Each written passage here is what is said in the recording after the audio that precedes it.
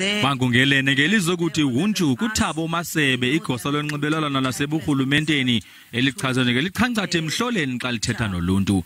Kaloku waqala lo msebenzi kwi-office kaMbazi Mashilowa esakuba inkulu baphathiswa yaseGauteng ngo-1999 uyoma ngo-2008. Ukuyathetheleke naye obesaba ngumongameli uKhalema Mutlanthe. Ebhubha nje uMasebe besele ebambele njengegosa eliphezulu kwi-office enkulu baphathiswa yaseGauteng uDavid Makhura. Usapho lwakhe luthi luqhelekile kokubhubha kwakhe. It's not a praise singer.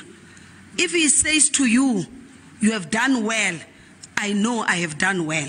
Some of the people want to buy my face, but with uThabo, he was genuine. And as a politician, I'm saying I was fortunate to have him in my life, to say I've got a person who is objective.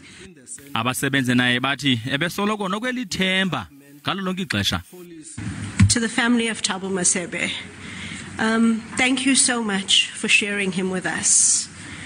You know, when we had called to ask a quick question, we'd spend hours on the phone debating the subject.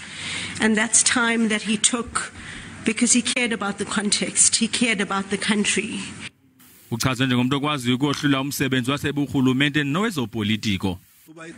He was an honest man. He was trusted and he was very reliable, as most of you who are in the media have said. uMasebe uyakubekwa kahle ke lokugqibela ngomgqibelo kumadlaka iThomas Nkobi ekuruleni kwiMpumarandi yeGauteng. Ndingwabongile Dumako kwindaba ze SABC ePitoli.